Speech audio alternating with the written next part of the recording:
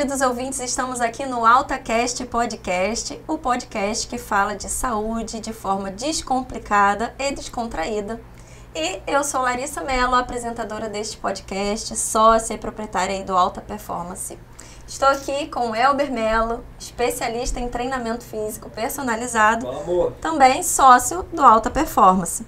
E o nosso convidado de hoje é o Dr. Vitor Gulosov. Isso aí, Joe. Isso aí. O homem tá na área, hein?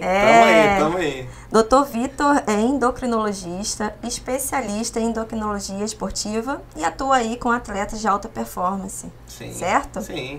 Bacana. Fala aí pra gente, Eu e o Vitor. Elber, né? Isso aí. Na alta performance. Exatamente, cada numa área. Fala aí pra gente como é que você gosta de se apresentar. Quem é o Dr. Vitor Gulosov? Eu sou um cara muito simples, né? Muito tranquilo, assim. E sou um cara curioso, né? Bacana. Então, tudo que eu faço no consultório tem um pouco de vivência já, né? Uma boa vivência, na verdade. E a gente tenta pôr isso em prática da melhor forma possível, com a maior responsabilidade possível, né? Legal. Muito bom. Bacana. Seja bem-vindo, então, no nosso podcast. Sinta-se à Muito obrigado. vontade para Seja falar muito de bem, tudo. muito Né? A sua área tem alguns assuntos polêmicos aqui que a gente vai trazer. Bota polêmica nisso. Eu vou perguntar tudo que vocês querem saber, gente. Calma. E vai devagar, vai devagar. Mas vai até o final do episódio para você ouvir tudo. Exatamente. E é isso. Vitor, vamos trazer então um pouquinho de conhecimento aqui sobre você. Você é macaense mesmo? Sou macaense, nascido e criado. Nascido e criado, né? Coisa Nascido rara. E criado aqui, na cidade. E saí só pra estudar, me especializar, né? E voltei pra Fez a cidade. faculdade fora, então. Fiz a faculdade fora, minha família, a maioria é médico, né? Meu avô era médico, Bacana. meu irmão é médico, meu primo é médico, minha prima é médica, minha cunhada é médica. A família toda, praticamente. O sobrenome meu é tio é bem médico. conhecido, né? Tenho certeza que nossos ouvintes aqui de Macaé realmente vão reconhecer. É uma família já, né, bem referência nessa área da medicina aqui em Macaé. Bacana. Bacana. E por que você desejou se especializar nessa área da endocrinologia? Eu sempre quis algo, na verdade, também que me desse um pouco de autonomia, né? De não depender de outras pessoas, né? Então, acho que como a endocrinologia é uma especialidade que você fica um pouco autônomo, né? E aí você tem uma liberdade maior também. Mas eu me apaixonei também pela endocrinologia, porque eu sempre gostei de praticar esporte, né? Desde 14 anos de idade. Eu pratico principalmente musculação, mas já fui do jiu-jitsu, né? Da capoeira. Já fiz o cross com o nosso melhor aí. Veio lá da época da garagem. Isso aí. Então eu me apaixonei por essa área aí para tentar botar isso em prática, né? Da melhor forma possível e tentar otimizar o máximo aí da performance, literalmente. Existe uma relação direta da área hormonal e endocrinologia com a performance de fato, né? Quando você vai para a área de treinamento físico de performance, tem diversas formas de você viver ela. E muitas das vezes as pessoas escolhem ou treinamento físico, como a educação física, ou a parte nutricional. Mas a sua área realmente é incrível, né, Vitor? Realmente por trás dos bastidores ali, que realmente vista realmente Vai a ver parte... o ser, né? Como um ser humano, realmente. Por um outro ângulo. Exatamente, Com incrível. certeza. E onde que você atua hoje em Macaé? Você tem a sua clínica? Fala pra gente qual é a clínica, onde que fica, como é que as pessoas conseguiriam marcar aí uma consulta? Então, a nossa clínica fica ali no Cavalheiro ali, né? Na esquina ali, oposta ao Durval, né? Em frente à praia, que é o Wellness Center, né?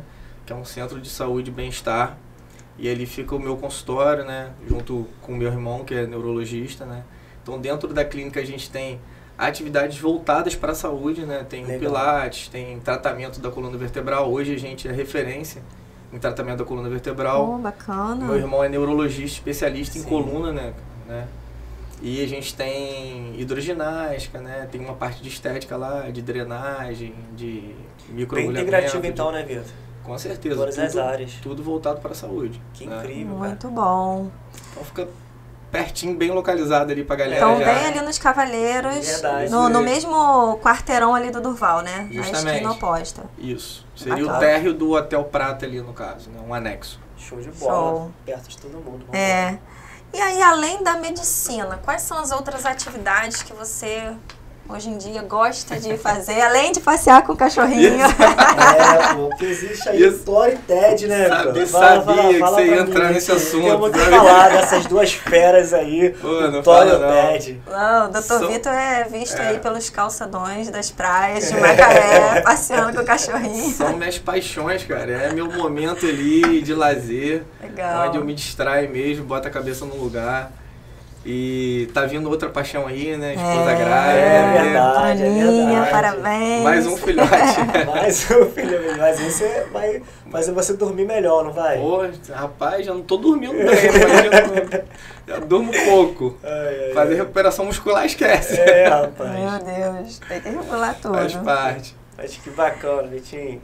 E agora, Elber, quero que você nos conte aí por que você resolveu convidar o Vitor para nossa mesa do podcast. Tem que ter uma história, né, Vitinho? As pessoas chegam até aqui geralmente têm uma história conosco, com a tua performance, com as nossas vidas e realmente buscamos pessoas que nos conectam, que se conectam conosco, de fato, né? E o Vitor eu conheço há alguns anos, né, Vitor? Pô, muitos na verdade, anos, na verdade. Exato, eu era amigo, sou amigo, na verdade, mas estava mais próximo na adolescência de uma prima do Vitor, que é a Raíssa Golosófia, grande amiga. Sim. A gente viveu aquele momento ali como adolescente, de fato, o Vitor era mais velho que a gente, era o forte, era o fortão da turma. Aí gera uma conexão no ambiente muito familiar, e todo mundo vai crescendo, cada um para uma área de trabalho e atuação, acaba que a vida separa um pouco a gente de uma forma realmente de vivência, mas o sentimento e conexão existe, tanto é que depois de uns anos, ele veio treinar comigo, foi bem legal, aquele papo durante o treino ali, etc. Mas a amizade... Nos reconectamos, né? É verdade, melhor dizendo assim, tava reconectando. Tava um tempo sem se ver, né? Exatamente.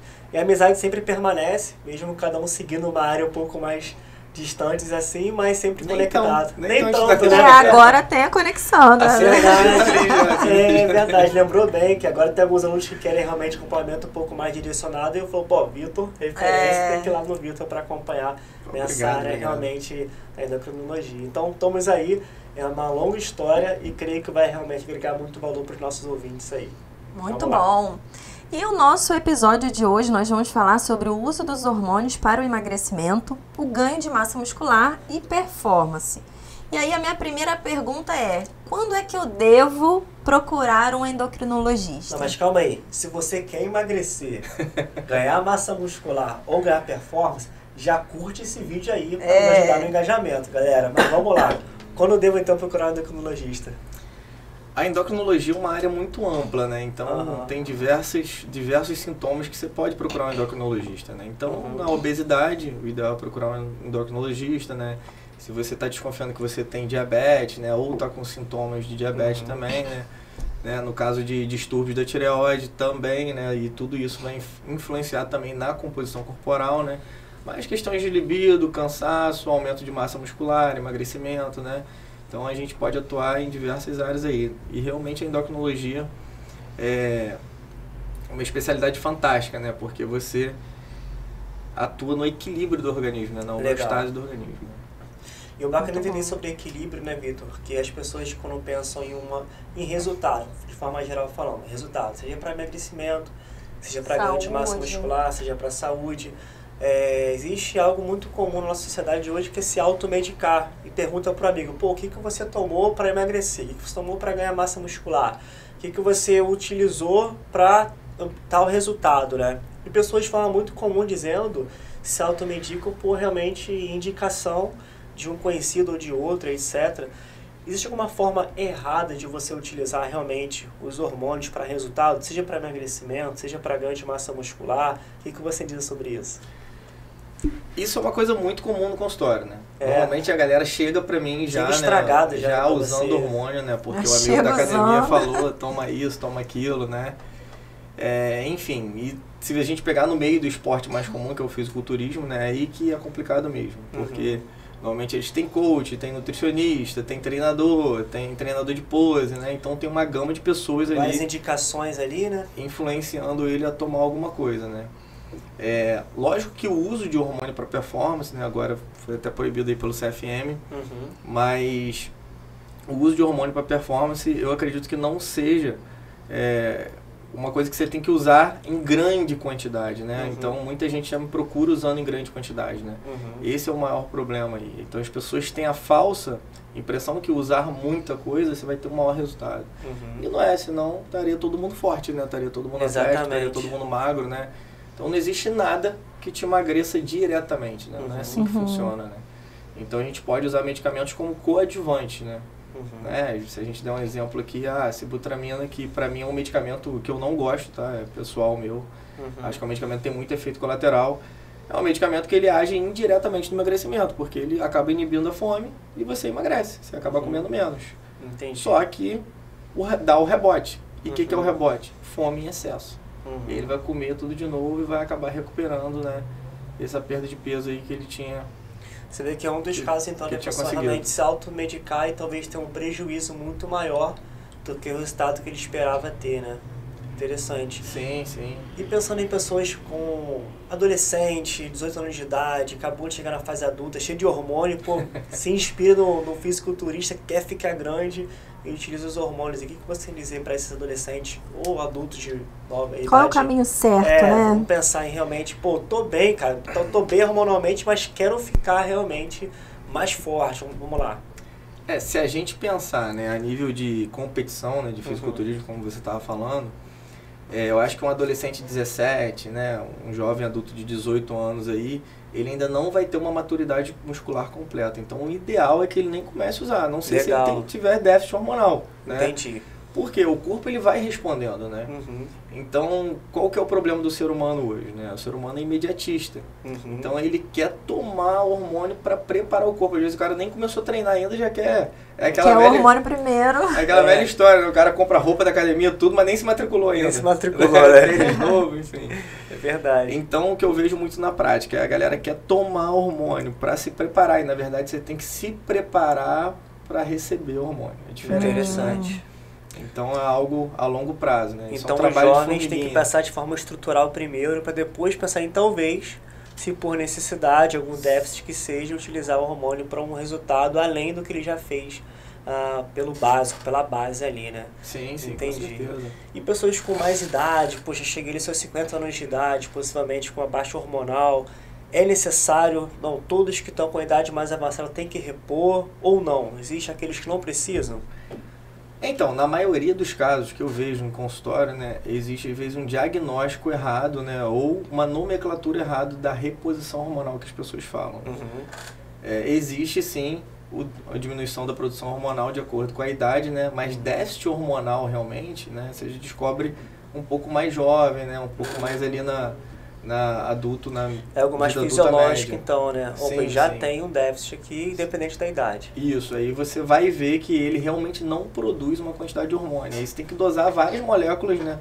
Não pode só pegar uma molécula para ver se está correto, né? Porque às vezes você pega uma molécula ali na transição, na cascata ali de conversão, e ela pode estar um pouquinho para baixo, né? Mas... então essa nomenclatura às vezes é errada. Eu vejo muita gente falando, eu faço reposição hormonal. E, na verdade, reposição hormonal para quem tem déficit hormonal. Certo. E aí você faz a reposição hormonal... Você só repõe aquilo que você não tem, né? Para níveis fisiológicos, justamente, né? O que as pessoas fazem para performance é o uso suprafisiológico, né? Então eles aumentam a quantidade de hormônio para ter um resultado na performance melhor, maior, né? E quando você fala em relação a... Isso é muito, muito falado no meio esportivo, por exemplo. Poxa, um dos efeitos colaterais, de fato, você não produzir mais de forma natural, então você usa de forma sintética falando, e depois que eu parar de forma esportiva dizendo, eu não vou mais produzir o hormônio, etc. Isso é verdade? Como é que significa? Bom, todo mundo tem essa dúvida aí. Inclusive junto com a questão da fertilidade, né? Porque uma coisa influencia a outra. Relaciona, né? Se a gente pegar o homem, né? O homem produz aí testosterona principalmente através do testículo, né? E quando você usa a testosterona e seus derivados de maneira exógena, né? De fora, né? Você acaba inibindo essa produção. E aí você diminui, né, o estímulo testicular. O que isso pode fazer a longo prazo, né? O medo da maioria das pessoas é levar uma infertilidade e você ficar estéril ou com déficit realmente de produção hormonal. Na literatura a gente não tem isso ainda registrado, tá? Que o uso de hormônio levou à infertilidade, né? Mas a gente pode fazer uma azoospermia durante o uso hormonal, né? Que é uma diminuição da produção de espermatozoides, né? Então eu tenho vários pacientes, às vezes, usuários de hormônio que engravidam as esposas, né? Todo mundo acha, pô, mas eu não estou usando, o eixo não está inibido, né? Que todo mundo fala.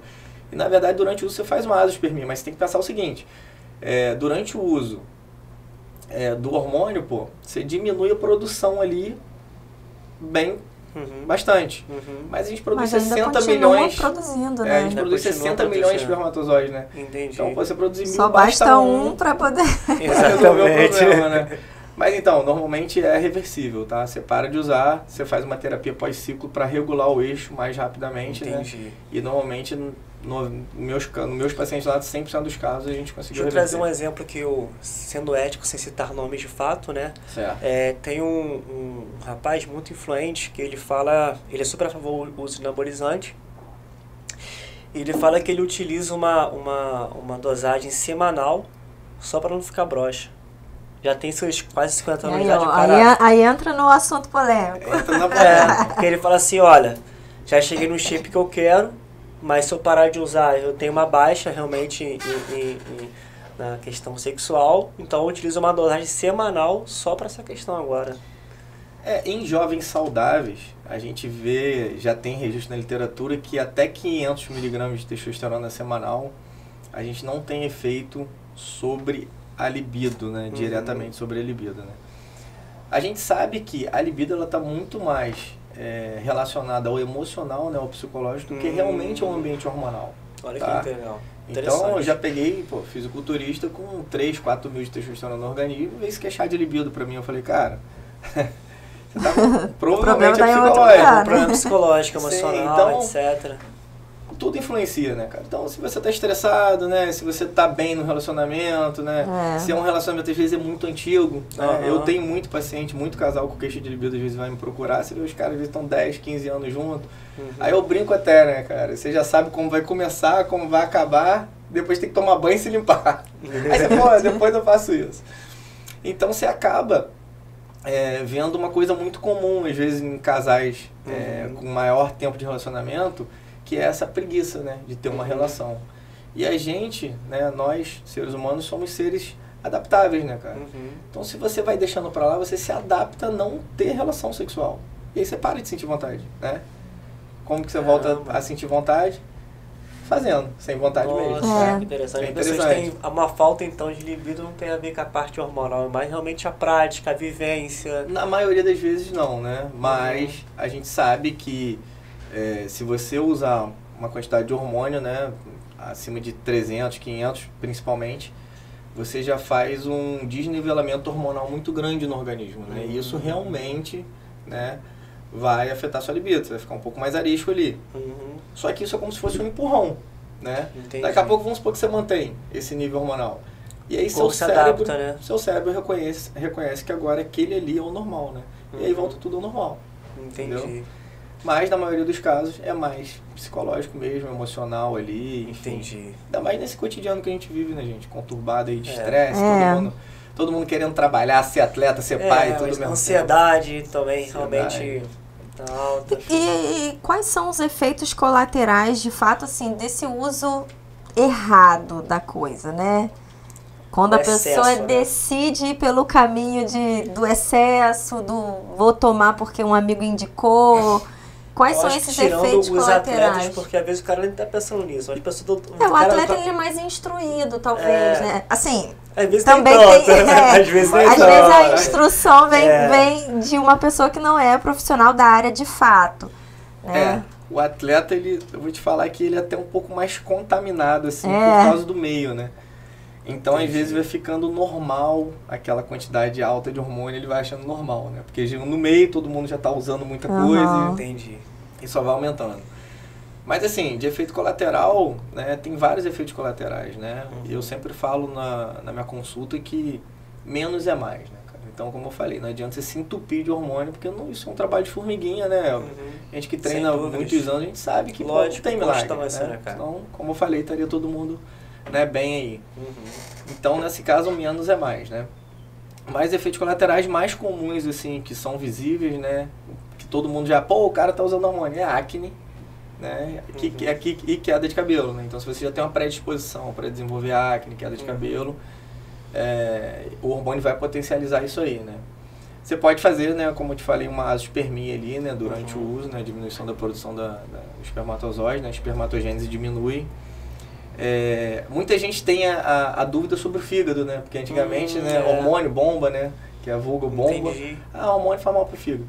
Fígado nem tanto, cara, quase nada, na verdade, né, é muito difícil você pegar uma pessoa com realmente uma sobrecarga hepática, né, relacionada ao hormônio em si. Isso é um pouco mito, tá? Existem algumas alterações ali nos exames que às vezes é erro de leitura. Às vezes um médico que não tem muita experiência com essa parte esportiva faz uma leitura da maneira errada, né? Mas a gente tem que lembrar que o coração, né, é um músculo e ele não para, né? Então quanto mais você usar, mais ele vai receber. Esse pra mim é um dos maiores riscos, tá? Do uso de hormônio. Eu já peguei alguns. Aí o negócio fica sério, né? Porque até então você ficar careca com muito acne, tá tranquilo, né? Até então tá não vai morrer por causa disso, mas né? Vai pro coração. Justamente, né? Então já peguei alguns pacientes, assim, fisiculturistas e também de outros colegas, às vezes, que abusam um pouco, com esse remodelamento cardíaco já, né? E aí, normalmente, eu já mando para uma clínica no Rio de Janeiro que é especializada, são cardiologistas especializados no indivíduo usuário de esteroide, né? Mas, isso que eu falo sempre lá, né? Tem que ter cuidado com essa parte cardíaca aí. Que uma curiosidade, já tem uma disfunção perigosa ali de cardíaca e de uma certa maneira o cara quer continuar competindo, o atleta quer continuar realmente treinando em alto nível e viver o esporte em alto rendimento. Ainda é possível, cara? Ou é carreira? Depende do grau. Na verdade, ele tem que se manter fazendo atividade física, só que a gente vai conseguir instruir ele de uma maneira melhor para ele, a gente não deixar esse quadro, né, avançar, de remodelamento, né, cardíaco, né, estrutural e funcional do coração avançar, justamente, né. Mas, na verdade, ele tem que se manter em movimento, sim. Na maioria dos casos, a gente trata com o aumento do aeróbico, né, o aeróbico moderado. A melhor do condicionamento cardiovascular, possivelmente, então, né? Sim, principalmente doses altas, né, cara? Eu já peguei pessoas usando doses absurdas aí, né, estratosféricas. E o último que eu peguei agora tem um caso mais grave aí, de um fisiculturista que tá com remodelamento cardíaco grave, cara, né? Entendi. E aí o João Gifone, que é referência lá, inclusive até cardiologista também, acho que do Paulo Musi, se eu não me engano. Legal. Ele é especialista nessa área aí cardíaca e a galera dá um suporte legal até. Bacana. Mais outro efeito colateral, né? Só lembrando que é mais perigoso também é que o uso crônico de hormônio aumenta a quantidade de célula sanguínea, né? Então você faz uma concentração aí a longo prazo e o sangue ele pode ficar mais viscoso. E aí você aumenta o risco de formação de trombo, né? E aí pode vir infarto, AVC, né? Então os efeitos colaterais aí do uso errado do hormônio. Por isso que é um ideal, caminho bem perigoso. É o que eu falo, cara. Quer usar? Beleza. Faz exame. Procura, né? Procura um especialista, faz exame de rotina. Isso é tão a gente interessante. consegue amenizar bem isso aí, né? Que, como a gente tem citado aqui de forma muito clara, o uso errado. Porque você realmente não tem uma instrução profissional médica e quer utilizar e vai ter esses efeitos colaterais. Possivelmente, se você tiver uma orientação médica, o cara que seja responsável, ele vai te orientar da melhor maneira. Vamos fazer minimização de dano. Minha ideia é sempre minimizar o dano, né, cara? Exatamente. Eu não posso falar um cara que me procura querendo usar hormônio ou usando. E muito também... Se eu cortar, ele vai para outro médico. Realidade. Ou vai também ficar bangu.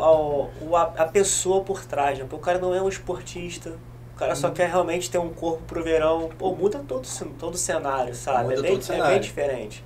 O cara não vai continuar treinando, tá naquele momento ali de mudança de corpo só. É um estilo de vida. Então, se você orientar uma pessoa naquele momento e mais na frente ela vai fazer tudo diferente, pode colocar até aquela pessoa em risco de fato, né? Agora... Muita gente alguns já me procuraram, né, que não tinha um perfil de usar hormônio, né, cara? E assim, fala, cara, vai treinar, você tem muito pra desenvolver ainda, esquece isso. Não é o seu momento ainda. Né? E a gente tem que ser sincero aí. Vem aquela musiquinha na cabeça, né? Enfim, mas é responsabilidade, né? Você sabe que, poxa, mais que você vai instruir, vai orientar, vai conscientizar, mais na frente, cara, ele por si só, pelo perfil ali, talvez ele vai realmente seguir como você espera, né? E Agora acontece muito. eu vou seguir uma linha aqui um pouco diferente, né? Que a gente tem falado da questão do fisiculturismo, mas em relação à perda de gordura.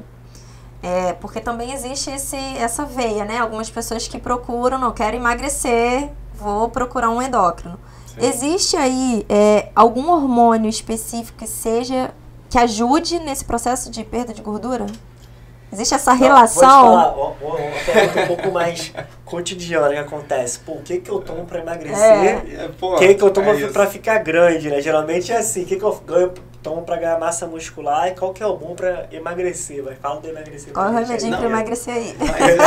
É a coisa que eu mais ouço, assim, no consultório, a galera querendo uma pílula mágica, né? E, na verdade, essa relação do uso de hormônio com emagrecimento não tem tanta relação como as pessoas pensam, assim, né? O hormônio, ele não vai te emagrecer diretamente, mas ele pode, como eu te falei, potencializar o emagrecimento, né? Então, se você usar hormônio, né, numa dieta de déficit calórico, provavelmente vai te ajudar a emagrecer mais rápido por preservar sua massa muscular, sua taxa metabólica basal, né? Consequentemente, seu metabolismo fica mais acelerado. Mas se o cara usar hormônio e comer errado, né, fazer um superávit calórico, provavelmente ele vai engordar usando hormônio, né? Então nenhum te emagrece exatamente. O caminho contrário. Tem um hormônio em si, né, que é o queridinho, assim, do meio feminino, inclusive, né? Mas, na verdade, é até um hormônio mais seguro em efeito colateral, que é a oxandrolona, né? Que é um hormônio que realmente tem alguns estudozinhos que pode potencializar um pouco mais a perda de gordura, porque ela inibe a enzima lipase lipoproteica e a adipogênese, né? Que participam aí do amadurecimento do adipócito, né, cara? E faz depósito de célula de gordura, armazenamento de energia, né? Mas, mesmo assim, se você tiver numa dieta em superávit calórico, você não vai perder gordura. Então, no final de tudo, quem vai dar a direção vai ser a alimentação. É a base. É a base. E é o que a gente mais ouve falar aqui, né? De todos os especialistas que vêm, participam aqui do podcast, é muito nessa linha. Na alimentação, atividade física, é uma indicação que realmente vem de todos os especialistas e é bacana, né, da gente ouvir isso, porque a gente vê que a gente está no caminho certo, né, é um somatório de várias ações que a pessoa tem que ter, né, tá com alguma disfunção, realmente procura um especialista, mas sempre associado ali com uma boa alimentação, né, atividade física regular, bacana. E aí, a gente falando de atividade física, na visão do endocrinologista, qual o estímulo? É a pergunta dele, mas eu vou fazer. Você tá me pulando. Sai pra lá. Pergunta, que tava doido pra fazer essa pergunta. A gente vai passando aí. Então vai lá, vou te dar essa honra. É que geralmente eu vivencio com o aluno, né? Pô, eu quero um treino pra emagrecer. Calma aí, não é treino pra emagrecer. Como é que tá realmente, né, a construção desse processo de emagrecimento? Como é que tá a alimentação? O treino vai ser direcionado em relação a gasto calórico, construção de massa muscular, etc., para o seu emagrecimento, vamos ver como é que tá as taxas, etc.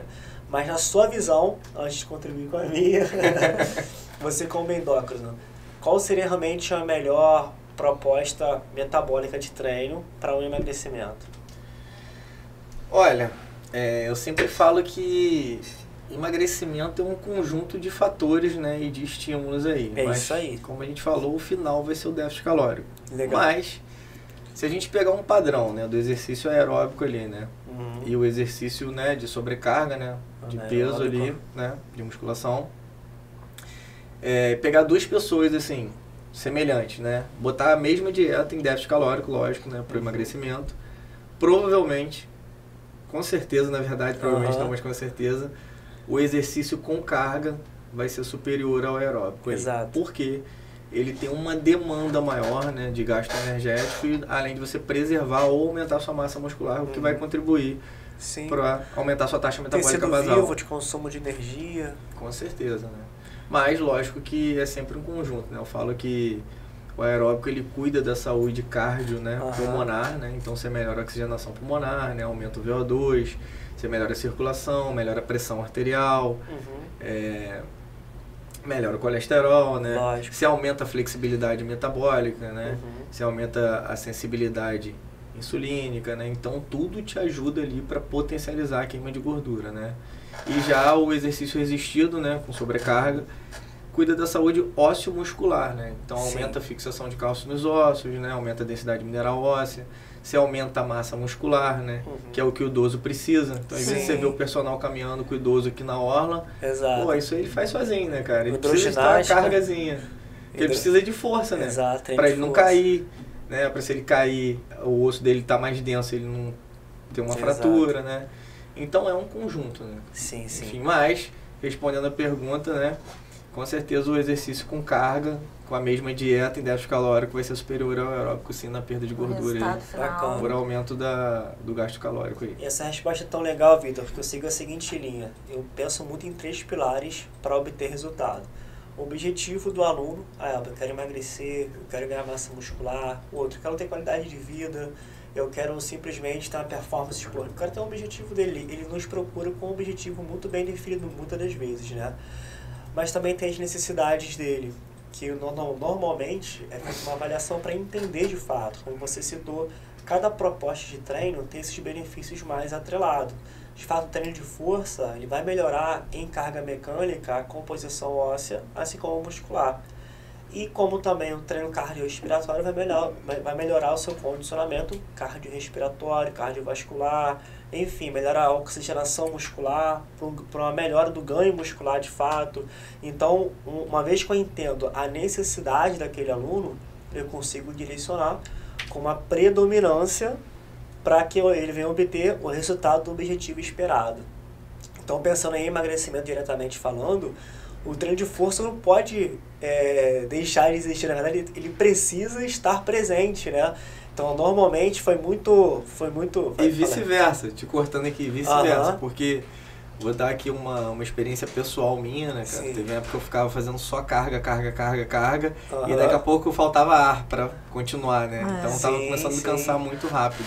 E aí Sem você voltar a dúvidas. fazer o aeróbico pra melhorar a oxigenação aí, né? O Isso VO2. aí, exatamente isso. Mas eu digo que o senso comum dizendo, as pessoas pensam que para emagrecer tem que fazer um trabalho cardiorrespiratório. A pessoa vai caminhar, vai correr, vai nadar, vai pedalar, só pensa na parte de cardio de fato, né? Sim. Mas uma vez que você só perde realmente gordura, num processo realmente em déficit calórico, o que sustenta o seu corpo são seus músculos, cara. Então o que vai manter você realmente de forma estrutural dizendo forte é a sua musculatura. Então, quando você coloca um treino de força bem direcionado, com um trabalho cardiorrespiratório que faça sentido também no gasto calórico, você vai emagrecer de forma saudável. Então, emagrecer por emagrecer, até sem treino você emagrece. Esse que é o ponto, sabe? Então, eu quero emagrecer. Beleza, cara, faz um déficit calórico, você vai emagrecer sem treinar. Mas talvez não de forma saudável, né? Sim. Esse é que é o ponto. Fazendo uma adendo aí, cara, você falou foi extremamente importante, né? O que você vê muito, né, na população? A galera às vezes quer emagrecer e aí faz aquelas dietas restritivas absurdas, né, cara? Né? Sim. Vamos supor aqui, um exemplo até que eu às vezes dou no consultório, que você queira emagrecer, aí você vai comer só salada. E aí você não vai ter força para treinar. E aí, isso também, né? O que acontece? Corta né? o carboidrato, né? Que é muito Sim, comum. vamos supor, né? Dando Low carb. Um exemplo aí, low carb extremo. E aí o que vai acontecer, cara? A gordura ela é reserva energética, então ela vai ser a última a ser quebrada, né? Então seu músculo, né? Seu organismo começa a quebrar seu músculo, né? Sim. Sua massa muscular como fonte de energia, né? E aí Glicogênio, né? Isso, e aí você começa a perder massa muscular. Isso dá a falsa impressão que você está emagrecendo, porque você perdeu perdendo, de alguma volume forma. corporal, justamente. Sim. Que é até o que acontece com o pós-bariátrico, né? No Sim. primeiro mês de pós-bariátrico ali, ele não consegue treinar, o estômago dele está pequenininho, ele não consegue ingerir nada, né? E aí ele faz o que a gente chama de obesidade sarcopênica. O que é isso? Obesidade, muita célula gordurosa e sarcopenia, pouca célula muscular, né? Então, depois que o médico libera ele para treinar, para ele começar a ganhar massa muscular. Você pode ver que naquele processo ali inicial, você vê que ele está todo molengo ali, sem Sim. tônus, porque ele não tem massa muscular, né? Exato. E aí que vem o rebote. Porque o cara faz essa dieta restrita, ao extremo, não consegue treinar, perde muita massa muscular. O que vai acontecer? O metabolismo dele vai diminuir muito. Ele vai conseguir ficar comendo aquilo pro resto da vida? Não Vai. vai. Não, daqui a pouco ele volta a comer normal, com um metabolismo muito baixo. E aí ele Acúmulo. ingere muita caloria com metabolismo muito lento. Aí, pum, rebote. Exato. Ele guarda tudo de novo bem Volta mais rápido. acumular, né? Até mais até. Né? Então o processo de emagrecimento é justamente isso, né? Reeducação alimentar, né? E atividade física, principalmente com carga, para você preservar sua massa muscular. Bacana. E agora você não, eu ia entrar aqui em outra veia polêmica. Você quer ainda seguir nesse assunto aí? Só um fechamento aqui em relação a isso. É bem interessante a necessidade da massa muscular por um processo de emagrecimento, porque acontece muito, sabe, num processo que não perde peso na balança. Ele fica assim, poxa, Helber, a balança não tá descendo. Aí eu pergunto assim, como é que tá suas roupas?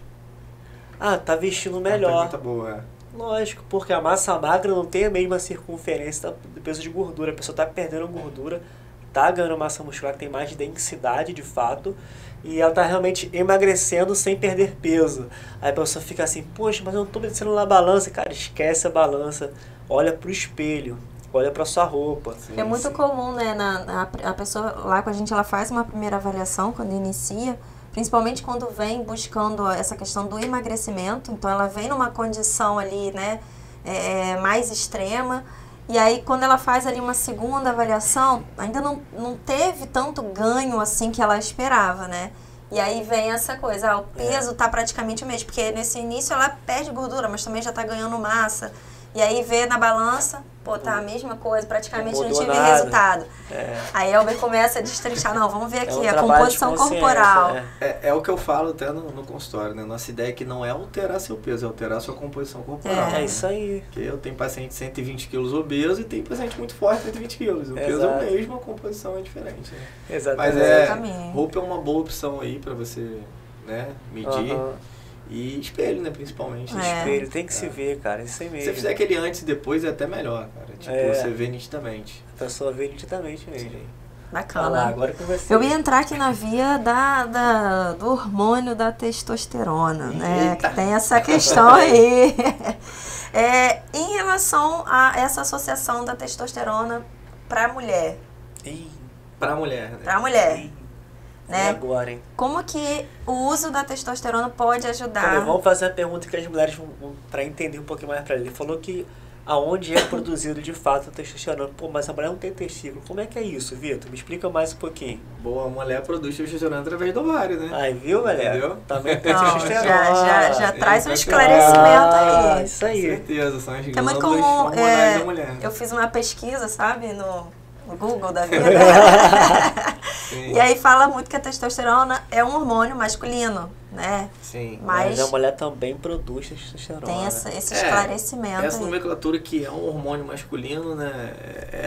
É algo meio comum porque nós dois temos, né, os dois gêneros têm, mas é predominância, né? Sim. A testosterona predomina no gênero masculino e na mulher seria o estrogênio. E de alguma forma, então, repor esse hormônio? Então, existem algumas indicações aí, né? Por exemplo, queixa de libido, né? Mulheres em menopausa, às vezes você pode repor testosterona, elas vão se sentir melhor, né?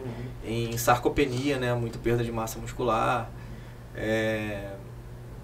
E também essa questão de cansaço, fadiga, né? Tem algumas indicações sim, né? Então, isso aí pode sim ajudar na mulher, principalmente a mulher na menopausa, né? Que tem uma perda aí de massa muscular e massa óssea muito grande, né?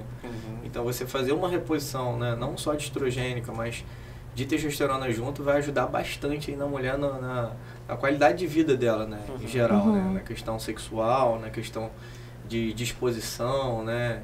E de melhoria de vida mesmo, né? Insônia. Em relação à parte estética, mas realmente tomam, às vezes não unicamente, não querem tomar unicamente para melhorar a saúde, que seria realmente o mais indicado. Mas às vezes para um ganho de massa muscular, para uma mudança de composição corporal, seria um caminho? Na menopausa? Não. Na menopausa pode unir o útil ao agradável, né? Uma mulher numa idade... Meia idade, 30, 40 anos. Existe essa opção sim, né, cara? Mas tem que ter cuidado porque... Já entraria o hormônio, né? Normalmente esses hormônios usados para performance, eles são todos derivados da testosterona, né? Então são a testosterona e seus derivados, né? Tem que ter cuidado para você não virilizar, né? Começar a masculinizar muito essa mulher e ela perder a feminilidade, né? Aquelas mulheres com queixo quadrado. Pelo corpo, a voz engrossa, né? Então são alguns efeitos colaterais também que a gente esqueceu de falar, né? Hipertrofia de clitóris, né? Sim. Então tem algumas coisas que pode acontecer aí que você tem que ter bastante cuidado aí, né? Tem que respeitar a individualidade biológica de cada um. Né? Cuidado aí, mulher. Como eu sempre falo, Caminho complicado, menos é mais. Procura E são lá o escolhas, Vitor. todas respeitam as consequências, né? Com certeza, sempre tem risco. Sim. Tudo Meu tem. Deus. Tomar um Tilenol tem risco. Com certeza. E em relação à testosterona com o homem, tem uma relação com a questão da infertilidade do homem? Então, a gente chegou até, né, a falar um pouco desse assunto aí. Na verdade, o uso exógeno de testosterona ele não é muito difícil, eu praticamente nunca vi, né? Não há registro na literatura que leva à infertilidade, né? O que pode acontecer é você diminuir lá a espermatogênese, né? Então você diminui a produção de espermatozoide durante o uso. Mas normalmente isso é reversível depois, na maioria dos casos, né? Interessante, Pitinho. Bom. Eu acho que, de uma forma geral falando, vamos falar de pessoas que, entre aspas, assim, poxa, não sinto falta de nada, eu quero unicamente melhorar a minha questão estética. Hoje, como que você trataria no seu consultório? Poxa, Vitor, cheguei para você aqui agora e quero melhorar a minha composição corporal, mas meus níveis hormonais estão ok. Como é que seria isso? Como é que você conduz esse processo? O que eu conduzo? A gente vai primeiro alinhar ela a um tipo de alimentação, né, de dieta e um tipo de atividade física, né, e a gente vai suplementar também, tentando otimizar o máximo possível ali o metabolismo, né, dar o substrato muscular necessário, a recuperação preparar a base muscular. então, né? Isso aí, ver como é que ela vem respondendo, né, e ver também se a pessoa está se dedicando certinho, porque às vezes a pessoa vai lá, né, quer isso, quer aquilo, mas não faz nada. Não está então, cumprindo o processo, isso né? até uma maneira Não da tem gente... fórmula mágica, Não tem então, fórmula né? mágica. Não, até uma maneira da gente avaliar se ela realmente, algum dia, a gente consegue entrar com alguma coisa um pouco mais contundente para ter um efeito melhor. Né? Então, realmente começa com uma responsabilidade, né? Entender realmente como que a pessoa vai estar correspondendo e comprometida com o processo. Estou comprometido com o processo, cheguei realmente no melhor nível de treino, de alimentação, de suplementação, aí então possivelmente seguiria, como é que seria isso? Sim, aí a gente vai avaliando, né? Cada consulta a gente vai vendo qual é a resposta, né? Se está respondendo bem, se não está, se está ganhando maturidade muscular, se está melhorando a composição corporal, né? Ganhando massa, perdendo gordura. E aí você consegue ver se a pessoa realmente está seguindo ali o que está sendo dito, né, e sugerido. Beleza, então quando eu chego no efeito platô, não consigo mais evoluir, aí que então... Aí sim, talvez a gente pensa entrar com alguma coisa aí para tentar fazer com que ela vá um pouco além, né, cara? Mas, a princípio, a ideia é ver se ela vai conseguir seguir. Indivíduos treinados aí já é mais fácil. Diferente, né? Já é mais fácil. Não, bacana demais. Muito bom. Mais alguma pergunta para o Dr. Vitor? Isso mesmo. As perguntas têm que ser feitas no consultório, né, Vitor? Porque é algo mais individual, né? Porque cada pessoa é uma pessoa. Sim. Mas a gente buscou abrir realmente um assunto que, entre aspas, é polêmico, mas quando você olha com um olhar humano e responsável, a gente vai entender que, de fato, cada pessoa tem uma composição, tem uma taxa metabólica que tem que ser avaliada, para realmente entender se é sugerido ou não, de fato, né? Interessante. Muito bom. Sim. Então, Vitor, gostaríamos de te agradecer pela sua presença, né? Muito obrigado, aceitou o nosso convite de estar aqui falando aí para os nossos ouvintes. A ideia realmente é essa, né? Com esse podcast, a gente trazer especialistas de várias áreas e para a gente ver essa conexão, né? Da especialidade médica com a atividade física. E foi muito bom para a gente, realmente muito esclarecedor. Isso aí. Muito obrigado. Obrigado, eu que agradeço. De coração, Vitor. É uma honra estar aqui com vocês, aqui, poder falar desse assunto. Tiramos ele do consultório, o horário ali. Ontem tá tendo de 7 da manhã, 10 da noite praticamente, cara. Pois é. É puxado. Tô com medo quando o neném nascer, o que eu vou fazer? A gente vai dar um jeito. Vai dar um jeito. Preparar já o terreno para quando vir o neném. Mas tá bom. Aí. Então, é isso. Muito obrigada. E queria que você deixasse aí pra gente contato da clínica. Tem Instagram, algum Instagram... Forma de entrar em contato, né? Ou Instagram pessoal, ou da clínica. Tem meu Instagram pessoal, né? Que é Victor Golosov Curi. E tem o Instagram da clínica, que é o Wellness Center, né? DTC Macaé. E aí, lá tem tudo. Tem o horário contatos. Sim, o horário de funcionamento, né? O contato para marcar consulta, enfim. E tem mais informações também sobre a nossa clínica lá. Bacana, eu vi, já dei uma conferida lá no Instagram e fala sobre as outras especialidades que tem na clínica também, então É isso aí, confere lá. E é isso, para finalizar, gostaríamos de agradecer nosso parceiro Rio Foto aí, tá sempre nos com a trazendo gente. essa canequinha, muito bom. Fala aí, Elber, deixa aí o seu @, também, para as pessoas beleza, pessoal. te acompanharem. Só compra lá, Elber Melo, Elber com H, Melo com Z, ponto alta performance. É só chegar lá. Nem para ele facilitar com esse Instagram, né? Mas é isso então, até o próximo episódio. Valeu. Valeu!